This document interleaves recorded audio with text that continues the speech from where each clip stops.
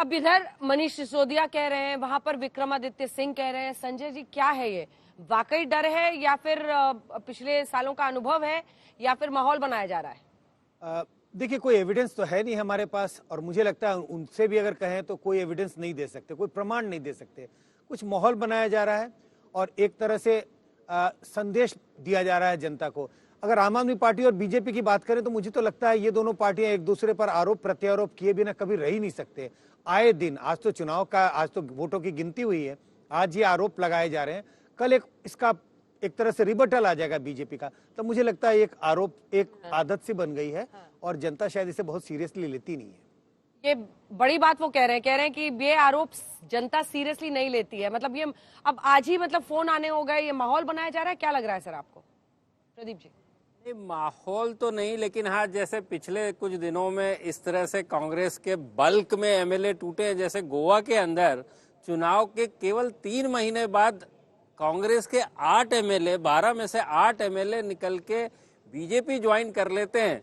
तो ये तो, और सबको शपथ दिलाई गई थी चुनाव लड़ने के पहले कांग्रेस पार्टी के द्वारा कि आप इस तरह के उसमें नहीं जाओगे। रिजॉर्ट का भी इंतजाम हो रहा है कि हिमाचल के विधायकों को ले जाना है। तो कांग्रेस का इसको लेके सतर्क होना स्वाभाविक है।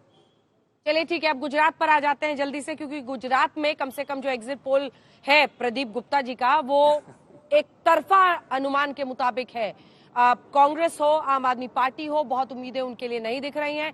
लेकिन बीजेपी इतिहास रचने की कगार पर अगर यही एग्जिट पोल के अनुमान नतीजों में तब्दील होते हैं, क्योंकि 151 के आसपास अपर एज दे रहे हैं, 129 और 151 के बीच में, यानी आप समझ लीजिए लगभग 140 सीटें भारतीय जनता पार्टी को इस एक्सिस माई इंडिया के एग्जिट पोल में है। वहीं पर कांग्रेस पार्टी 16 से 30 के बीच में सिमटती हुई दिखाई दे रही है, यानी लगभग 22 से 24 का एवरेज है। और वहीं पर आम आदमी पार्टी का भी ऐसा ही हाल दिखाई दे रहा है।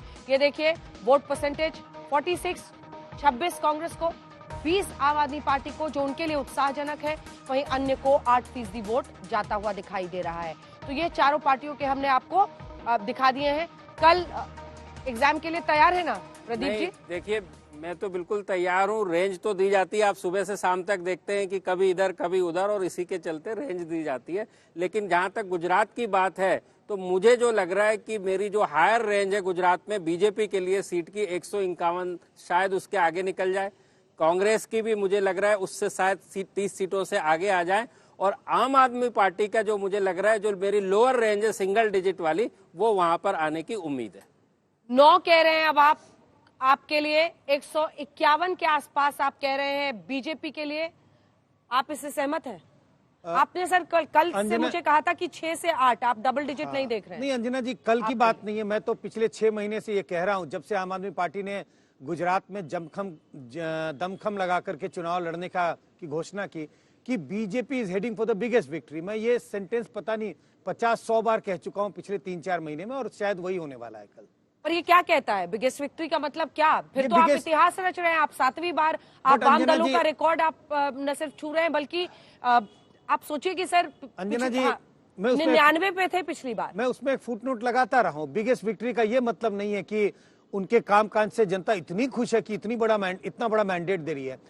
मैंडेट मिल रहा है, बीजेपी सरकार चुनाव जीत रही है, लेकिन इतने बड़े मैंडेट के पीछे ये जो वोटों का बंटवारा हो रहा है आम आदमी पार्टी और कांग्रेस के बीच में, उसकी वजह से आप देखिए लगभग वोट उतने ही आ रहे हैं। 48-49% वोट आएंगे। पिछली बार 48% वोट में 99 सीटें, इस बार 48% वोट में वो तकरीबन 140-150 का आंकड़ा छू रहे हैं। ब्रांड मोदी कितना बड़ा फैक्टर आपकी नजर में? बिल्कुल, ब्रांड मोदी के ही उनको इतनी बड़ी जीत दिला रही है। मैं शुरू से इस बात को कह रहा था कि ये चुनाव गुजराती अस्मिता का चुनाव था, गुजराती प्राइड का चुनाव था, और जिसको प्रधानमंत्री मोदी रिप्रेजेंट करते हैं। दिल्ली का चुनाव केजरीवाल के चेहरे पे लड़ा गया, और गुजरात का चुनाव प्रधानमंत्री मोदी के चेहरे पे लड़ा गया है। आपका इस पर क्या कहना है? मोदी फैक्टर बड़ा या वोट डिवाइड कर दिया आम आदमी पार्टी ने? जहां जहां पर देखिए तीसरी पार्टी मजबूत होती है कांग्रेस का, वहां पर, और एक बार कांग्रेस का सफाया जहां से हो जाए बहुत मुश्किल होता है वापसी। क्या आम आदमी पार्टी ने वोट काटे नॉन बीजेपी? नहीं, बिल्कुल ये ठीक है कि पिछली बार 49% वोट शेयर था बीजेपी का, जो अब हमारे सर्वे में 46 है।